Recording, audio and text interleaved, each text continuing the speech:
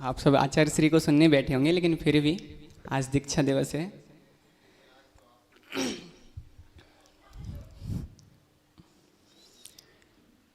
जिनके इस परसन से देखो हवा महक सी जाती है, जिनकी पदरज भी सिर माथे चंदन की उपमा पाती है, जिनने अपने जीवन में तप त्याग की ज्योति जलाई है, उन गुरु विराग के चरणों में विनिवेश ने धोख लगाई है, उन गुरु विनम्र के चरणों में विनिवेश ने धोख लगाई है।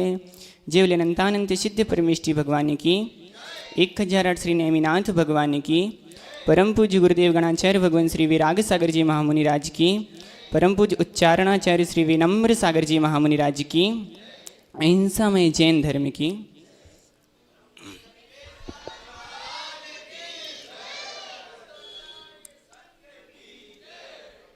जन्मा था मैं जब धरती पर, माँ बहुत खुश होती थी, मुझे सुलाकर सूखे में खुद गीले में सोती थी। जब मैंने दीक्षा की ठानी अश्रु माँ ने बहाए थे, स्वर्गों के देवता भी उन अश्रुओं को शायद रोक ना पाए थे।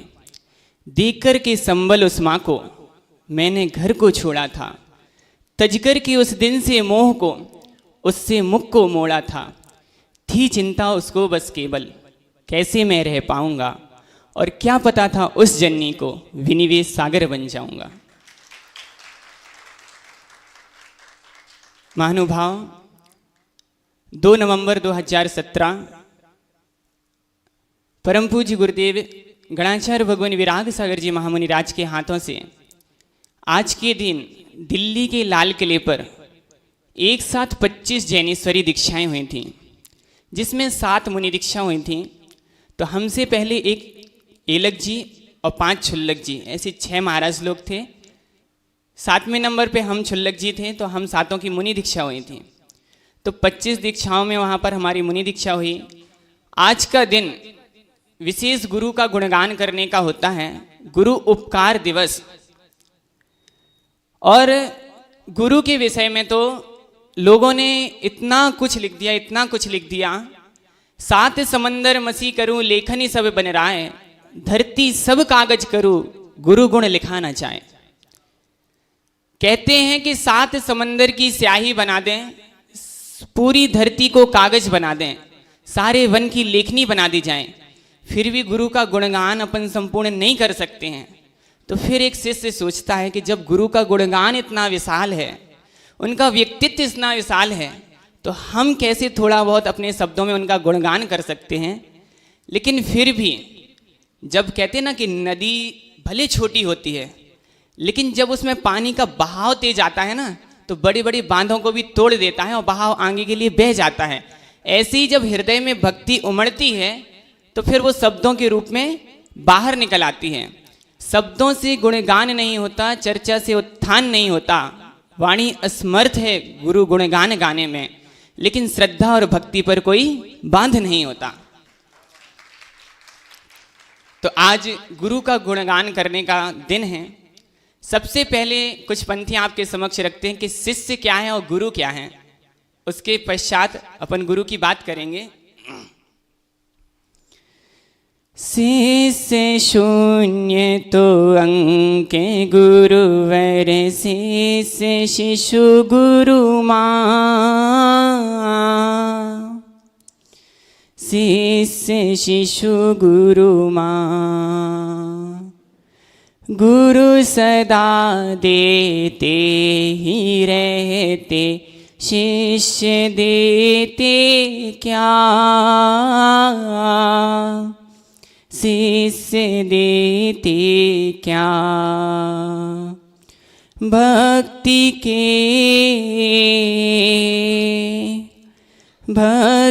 के भावों से भर कर मन ये दे दिया, मेरा जीवन गुरु को पाकर धन्य हो गया, चरणों की धूली बना त्रय रत्न पा गया। महानुभाव, बहुत ही सुंदर पंक्तियां। शिष्य शून्य तो अंक गुरुवर, शिष्य शिशु गुरु माँ। जैसे एक पेज में, एक डायरी में आप शून्य शून्य शून्य शून्य कितने सारे शून्य भी लिख दो, पूरी डायरी शून्यों से भर दो, लेकिन उसकी कोई कीमत नहीं होती है। लेकिन जब उसमें मात्र एक का अंक लग जाता है तो शून्य की कीमत हो जाती है। ऐसी जब तक हमारे जीवन में गुरु की कृपा, गुरु का आशीर्वाद, इन सब का अभाव रहता है तो हमारा जीवन भी शून्य की तरह रहता है। लेकिन गुरु के आशीर्वाद रूपी अंक जब लग जाता है तो हमारी मोक्ष मार्ग में कीमत हो जाया करती है। शिष्य शून्य तो अंक गुरुवर, शिष्य शिशु गुरु माँ। यहां पर गुरु के लिए माँ कहा गया है और शिष्य के लिए बालक कहा गया है, क्योंकि बालक का सबसे ज्यादा स्नेह है, बालक का सबसे ज्यादा प्यार यदि किसी से होता है तो उसकी माँ से होता है, और एक सच्चे शिष्य का प्यार यदि सबसे ज्यादा किसी से होता है तो अपने गुरु से होता है। क्योंकि और माँ से बढ़कर भी यदि कोई होता है तो गुरु होता है। क्यों? क्योंकि माँ केवल हमें जन्म देती है, लेकिन गुरु हमें जीवन देते हैं। माँ हमें उंगली पकड़ करके संसार मार्ग में चलना सिखाती है, लेकिन गुरु हमें उंगली पकड़ करके मोक्ष मार्ग में चलना सिखाते हैं। माँ हमें जन्म देने के पश्चात हमें संस्कार देती है, लेकिन गुरु वो माँ हुआ करते हैं जो हमें संस्कार देकर के एक नया जन्म दिया करते हैं।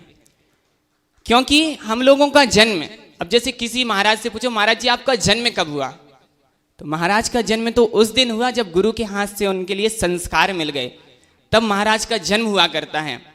तो गुरु संस्कार देकर के एक नया जन्म दिया करते हैं।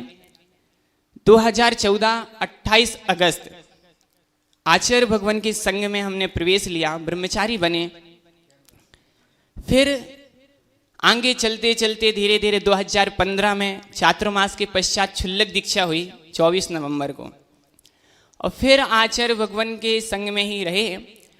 और 2017 में आज के दिन 2 नवंबर को मुनि दीक्षा आचार्य भगवान के कर कमलों से प्राप्त हुई। तो गुरु के गुणगान में उनका दीक्षा के बाद हमने 5 चातुर्मास आचार्य भगवान के सानिध्य में किए, 2 क्षुल्लक अवस्था में, 3 मुनि अवस्था में। छोटे भी थे, छोटी उम्र थी, और आचार्य श्री के साथ 5 वर्ष तक रहे। और 5 वर्ष में एक भी दिन ऐसा नहीं गया होगा कि जब गुरुदेव से अलग रहना पड़ा हो। मात्र क्षुल्लक अवस्था में 2-3 बार ऐसा अवसर आया कि कभी आहार अलग हुआ, आचार्य श्री का दूसरी कॉलोनी में आहार हुआ, या कभी कहीं एक अतिशय क्षेत्र पे जा रहे थे तो आचार्य श्री का रात्रि विश्राम कहीं और हुआ, हमारा कहीं और हुआ। शाम को अलग हुए तो सुबह मिल गए, सुबह अलग हुए तो शाम को मिल गए। लेकिन मुनि दीक्षा के पश्चात तो एक भी दिन ऐसा नहीं हुआ कि जब गुरुदेव से अलग रहना पड़ा हो। और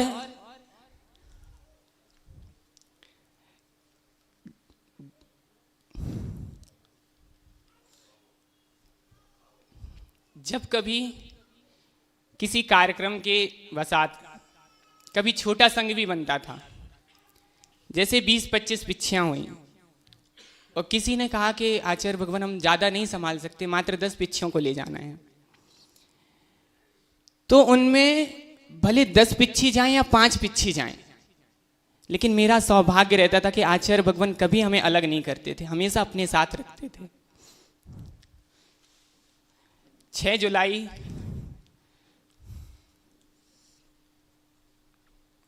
2021 आहार करके आए। आहार के बाद भी कुछ पता नहीं था कि ऐसा हो जाएगा। आहार के पश्चात आचार्य श्री ने बुलाया, और मुनिवर विश्रांत सागर जी थे, वो पहले राजस्थान में उन्होंने बहुत छात्रवास किए। उनके साथ एक छुल्लक जी महाराज उनके साथ रहते थे। कुछ परिस्थिति आई, उनकी समाधि हो गई और वो संघ में आए और आचार्य भगवान से निरंतर निवेदन करते थे कि कोई साथ सहयोग हमें दे दीजिए।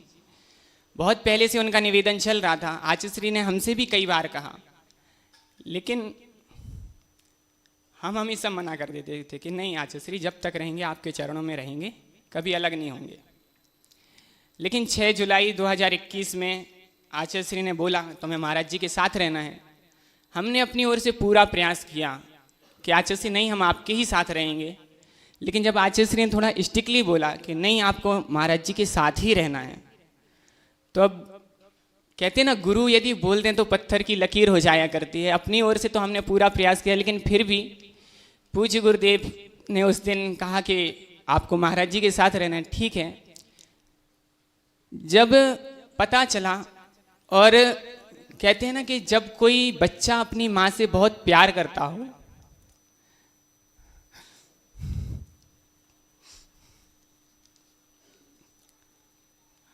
और एक झटके में उसको बोल दिया जाए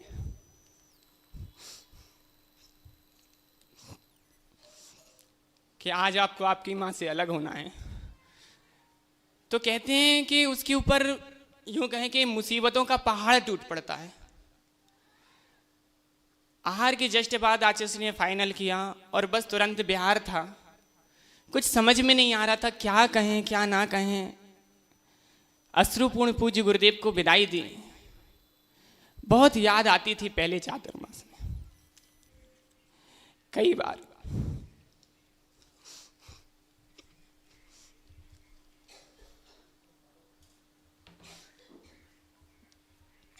कमरे में अकेले बैठ करके रो लेते थे आचार्य श्री को याद करके। फिर कभी कभी अपने आप को समझाते थे कि हे विनिवेश सागर, तुम आचार्य श्री से दूर थोड़ी ना हो, तुम तो आचार्य श्री के पास ही हो। क्योंकि जिस शिष्य का श्रद्धा भक्ति आस्था समर्पण गुरु चरणों में हो, वह भले ही गुरु से कोसों दूर भी क्यों ना बैठा हो, लेकिन फिर भी वो गुरु चरणों में ही बैठा है। और जिस शिष्य का आस्था भक्ति श्रद्धा समर्पण नहीं है, तो वो चरणों को पकड़ के भी क्यों ना बैठ जाए, फिर भी गुरु से कहीं दूर रहता है।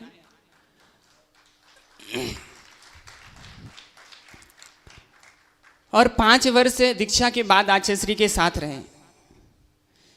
जब हमारी तबीयत भी खराब हो जाती थी, तो कई बार आचार्य भगवान खुद अपने हाथ से वैयावृत्ति करते थे। एक बार मुझे ध्यान है, 2017 की ही बात है, स्वास्थ्य बिगड़ गया। और केवल हमारे लिए नहीं, और भी संघ में जितने भी साधु रहते थे, सबकी आचार्य श्री जरूरत पड़ने पर खुद अपने हाथों से वैयावृत्ति करते थे। एक बार तो यहाँ तक कि हमारे साथ में जो ब्रह्मचारी निकले थे, अभी वर्तमान में विशुद्ध सागर जी महाराज के साथ में यत्न सागर महाराज हैं, वो हम दोनों साथ में ब्रह्मचारी थे। लगभग 15-16 साल की उम्र थी हम दोनों की। तो उनकी एकदम से तबीयत खराब हो गई। तो आचार्य श्री रात में लगभग शायद 12-1 बजे के समथिंग आचार्य श्री अपने कमरे से उतर करके आए उनको देखने के लिए। जब हमारी भी तबीयत खराब हो जाती थी, यदि हम आचार्य श्री के पास ना जा पाएं, तो वो स्वयं हम लोगों के कमरे में आ जाते थे दर्शन देने के लिए, आशीर्वाद देने के लिए। और एक बार तो और, जब हमारी छुल्लक दीक्षा हुई नई नई, बिहार हो रहा था, बिहार चलते चलते बिहार में अंतराय भी चल रहे थे। तो सुबह शौच क्रिया से निवृत्त होकर के आए, हम अपना कमंडल अपने हाथ में लिए थे, चल रहे थे गुरुदेव के साथ। तो हमने गुरुदेव से बोला कि आचार्य भगवान आज कमजोरी महसूस हो रही है, हिम्मत नहीं है। तो आचार्य श्री ने आशीर्वाद दिया और कहते हैं कि लाओ आपका कमंडल हम ले लें। एक और इतने बड़े संघ के आचार्यों के भी आचार्य गणाचार्य भगवान विराग सागर जी महाराज, और दूसरी ओर अभी कल के ही दीक्षित छुल्लक जी, उनसे कह रहे कि आपका कमंडल हम ले लें। एक बड़े व्यक्ति के हृदय से जब ऐसे शब्द निकलते हैं, सोचो कितना वात्सल्य का सागर उनके हृदय में लहराता होगा जब एक शिष्य के प्रति उनके गुरु के मुख से ऐसे शब्द निकलते हैं। और गुरुदेव का वात्सल्य, उनकी करुणा, उनका प्यार, उनका जितना भी गुणगान करें बहुत कम है। गुरुदेव से अलग होने के बाद आज ये चौथा दीक्षा दिवस है।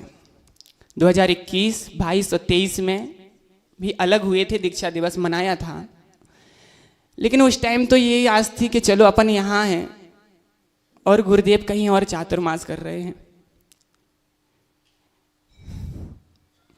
जिस दिन आचार्य श्री की समाधि हुई उस दिन आंसू भी लगता सूख गए, आ ही नहीं रहे थे।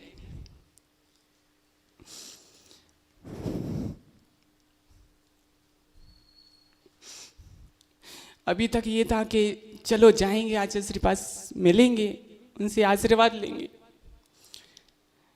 लेकिन अब वो भी नहीं हो सकता कि उनके पास जा सकें अभी। और जाएंगे तो पता नहीं कहाँ मिलेंगे, नहीं मिलेंगे, हम कहाँ वो कहाँ। लेकिन फिर भी कहीं ना कहीं एक खुशी, थोड़ी सी, और थोड़ी सी नहीं कहेंगे, बहुत बड़ी खुशी कहेंगे, कि आचार्य श्री से जब अंतिम बार मिलन हुआ द्रोणगिरी में, आचार्य भगवान विनम्र सागर जी के निर्देशन में द्रोणगिरी में पंचकल्याणक था। आचार्य भगवान विराग सागर जी महामुनिराज का सानिध्य था। हम मुनिवर विश्रांत सागर जी के साथ थे, तो हम लोग भी वहाँ पहुँचे और वहाँ हमने आचार्य भगवान से निवेदन किया। आचार्य श्री ने आशीर्वाद दिया और आचार्य भगवान यूँ कहें कि आचार्य भगवान विराग सागर जी ने हमें आचार्य भगवान विनम्र सागर जी के हाथ में सौंप करके गए। अब पता नहीं उनकी क्या दूरदर्शिता थी कि ये बालक फिर से मिल पाएगा कि नहीं मिल पाएगा। उन्होंने एक योग्य आचार्य के हाथों में सौंप करके गए और आचार्य भगवान विनम्र सागर जी का वात्सल्य भी, यूं कहें, सच बताऊं तो आज तक जहां भी रहा, गुरु की बात अलग होती है देखो, लेकिन जहां भी रहा ऐसा वात्सल्य, ऐसा करुणा, ऐसा प्रेम कहीं नहीं मिला। क्योंकि कहते हैं जहां के जैसे नदियां नारे उके वैसे भरखा, और जी के जैसे बाप मतारी उके वैसे लड़का। तो आचार्य भगवान विनम्र विराग सागर जी में भी वात्सल्य का सागर था, तो आचार्य विनम्र सागर जी में भी वात्सल्य का सागर लहराता है। आचार्य श्री भले चले गए, लेकिन आचार्य भगवान विनम्र सागर जी के सानिध्य में रहते हैं, उनका प्यार, उनका आशीर्वाद, उनका उपदेश मिलता है, तो कभी ऐसा नहीं लगता कि हम आचार्य भगवान विराग सागर जी के साथ नहीं हैं। उन्हीं के लघुनंदन के रूप में आचार्य भगवान विनम्र सागर जी के साथ हम हैं, उनके आशीर्वाद में हैं, उनके साथ हैं। आज अपने दीक्षा दिवस पर बस ज़्यादा तो नहीं बोलूँगा, आचार्य भगवान को भी हमें सुनना है। यहीं से परम पूज्य गुरुदेव गणाचार्य भगवान विराग सागर जी महामुनिराज के चरणों में त्रिभक्ति पूर्वक बारंबार नमोस्तु करते हैं, अपनी विनयांजलि उनको समर्पित करते हैं और यही प्रार्थना करते हैं कि भगवान अगला जन्म जब भी हमें मिले, आप गुरु के रूप में मिलें और आप मोक्ष जाने से पहले हमें जरूर मोक्ष पहुंचा दें। क्योंकि आपने देखा होगा जब बच्चा छोटा होता है ना, तो माता पिता उसका हाथ पकड़ करके चलते हैं। कभी ट्रेन या बस में चढ़ना होता है ना, तो सबसे पहले माता पिता खुद नहीं चढ़ते, अपने बच्चों को चढ़ाते हैं, क्योंकि उनको लगता है कि हम यदि चढ़ गए तो हमारे बच्चे को कौन चढ़ाएगा। तो ऐसे ही गुरुदेव से प्रार्थना है कि भगवान आपको तो मोक्ष जाना ही पक्का है, लेकिन हम जैसे जो अल्पज्ञ हैं, छोटे प्राणी हैं, हम लोगों पे भी कृपा कीजिए। पहले नहीं हो सके तो अपने साथ ही ले जाइए और ऐसा आशीर्वाद देना कि हम भी निर्वाण को प्राप्त करें। आचार्य भगवान विराग सागर जी के चरणों में त्रिभक्ति पूर्वक यहीं से नमोस्तु करते हैं। आचार्य भगवान विनम्र सागर जी, जिनके संग में अभी हम रह रहे हैं, अभी 1 वर्ष भी पूरा नहीं हुआ, जनवरी में आए थे आचार्य भगवान के संग में। तो आचार्य भगवान के संग, आचार्य भगवान को भी त्रिभक्ति पूर्वक बारंबार नमोस्तु करते हैं। और इतने समय उनके संग में रहते हुए हमें हुआ, भगवान यदि मेरे द्वारा कुछ भी गलती हो गई हो, कुछ भी त्रुटि रह गई हो, आपकी विनय में, आपके अनुशासन पालन में कुछ भी मेरे द्वारा छोटी बड़ी या कुछ भी त्रुटि रह गई हो, तो आप हमें क्षमा करें। और संघस्थ सभी साधुओं से माता जी, महाराज जी, एलक जी, छुल्लक जी, भैया जी, बहन, ब्रह्मचारिणी बहनें, सभी से यदि मेरे द्वारा उनके प्रति कभी कुछ गलत कह दिया हो, कुछ शब्द निकल गए हों, तो उनसे भी हम क्षमा याचना करते हैं। सभी अपना छोटा या बड़ा भाई समझ करके क्षमा करें। और आचार्य भगवान के लिए एक विशेष रूप से ये कहना चाहेंगे कि भगवान आप कभी अलग मत समझना, यूं तो समझना जैसे आपका ही शिष्य हूँ, आपका ही बेटा हूँ, क्योंकि आचार्य भगवान गए हैं तभी से, उसी दिन से आचार्य भगवान के बाद हमने अपने जीवन में यदि किसी को गुरु स्वीकार किया है तो वो नाम है आचार्य भगवान विनम्र सागर जी महाराज। और मैं जब तक जीऊंगा तो आचार्य भगवान विराग सागर जी महाराज के पश्चात यदि अपने जीवन में किसी का उपकार मानूंगा तो वो नाम होगा आचार्य विनम्र सागर जी महाराज। तो उनसे भी यही निवेदन करते हैं कि भगवान आप तो अपना बेटा जैसा ही समझना, क्योंकि हर दृष्टि में आप हमसे बड़े हैं। और यूँ कहें कि जब हमारा जन्म भी नहीं हुआ था उसके पहले आपकी दीक्षा हो चुकी थी, तो आपसे तो बहुत छोटे हैं, आपसे क्या आपके शिष्यों से भी छोटे हैं। तो आप अपना ही बेटा समझ करके बेटे की भूल माफ़ कर देना, कुछ भी गलतियाँ हुई हों तो उसको क्षमा करने का प्रयास करें। जय बोले परम पूज्य गुरुदेव गणाचार्य भगवान विराग सागर जी महामुनि राज की, परम पूज्य उच्चारणाचार्य श्री विनम्र सागर जी महामुनि राज की जय।